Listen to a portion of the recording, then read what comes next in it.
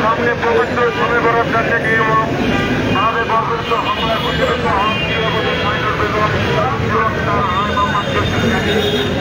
এই ভাই বোনকে হত্যার উদ্দেশ্যে তৈরি করে এলাকায় চিহ্নিত কিশোর থেকে দুর্দর্শ সন্ত্রাসীরা এবং পরিবারের অন্যান্য সদস্যকে বেদরক মারধর করে গুরুতর জখম করায় আর 10 মার্চ 2025 সোমবার ঢাকা জাতীয় প্রেস ক্লাবের সামনে মানববন্ধন কর্মসূচি পালন করেন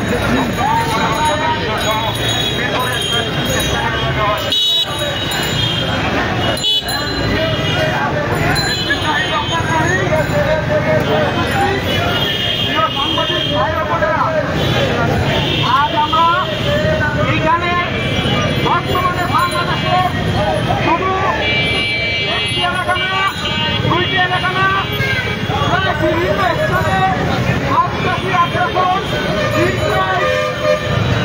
বিভিন্ন ধরনের লুটপাট এবং চাঁদাবাজি সবকিছুতে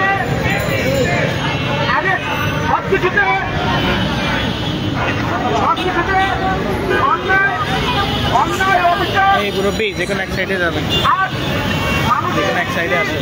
বড় ধরনের অতিষ্ঠ এবং বসবাসের জন্য অযোগ্যভাবে বিবেচিত হচ্ছে। আমরা বিভিন্ন জায়গায় দেখতে পেয়েছি সন্ত্রাসীরা প্রত্যেক রাস্তাঘাটের মানুষকে গুলি করে, মানুষকে তাদের বিভিন্ন ঘুড়ি এবং দিয়ে রাস্তাঘাটে মানুষকে হত্যা করে এবং ভাঙানি করে। বিগত 5 আগস্টের পরে এখন পর্যন্ত আমরা লক্ষ্য করতে পারছি বিভিন্ন জায়গায় এখন এইগুলো হচ্ছে। তার বড় একটি উদাহরণ হচ্ছে মিরপুরে।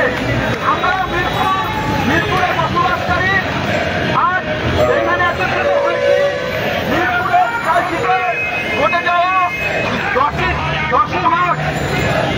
10ই মার্চে আজকে যে কর্মসূচি পালন করতে এসেছি আমরা মানববন্ধন।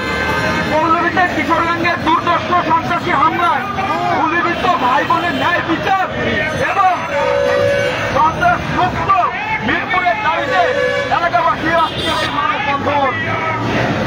আমরা আপনাদের এই মানববন্ধনের মাধ্যমে জানিয়ে দিতে চাইছে আমরা এই মানববন্ধনে বিগত রাজধানী মিরপুর পল্লবী এলাকায় লালবাড়িয়া কালচি বাড়ির সামনে পবিত্র রাতে নামাজ পড়ে তখন ভোর সকালে বাসার উদ্দেশ্যে যাচ্ছিলেন, তখন হঠাৎই ছিনতাইকারীর যে সন্ত্রাসী বাহিনী বিগত দিনে তাদের এই সন্ত্রাসী এবং ছিনতাই কর্মকাণ্ডকে বাধাগ্রস্ত করায়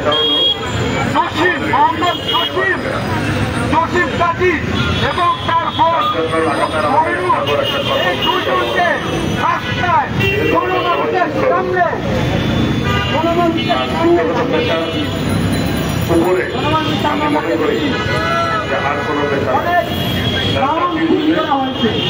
এবং আমরা সেই ছবিগুলো এখানে শান্তি তাদের হামলা করার পরিপ্রেক্ষিতে কিছু লোক অ্যারেস্ট করা হয়েছে এবং সকলকে অ্যারেস্ট করা হয়নি, অ্যারেস্ট করা হয়েছে। কিন্তু একদম জানি যে এখন কথা হচ্ছে সেখানে আমরা প্রতিনিয়ত এখন পর্যন্ত প্রতিনিয়ত একটি অসুস্থতার ঘটনা ঘটছে ঢাকা শহরের বিভিন্ন অঞ্চলে।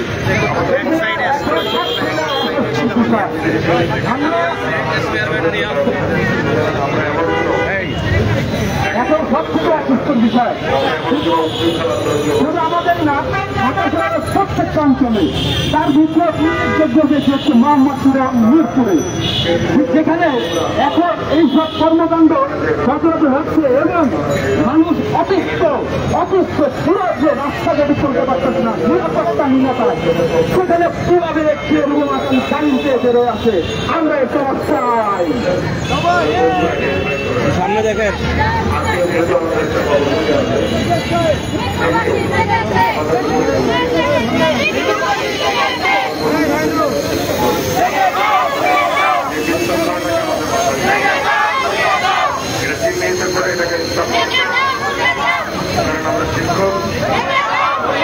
আমি আরেকটি কথা বলতে চাই আপনাদের সামনে। আমরা এই দেশে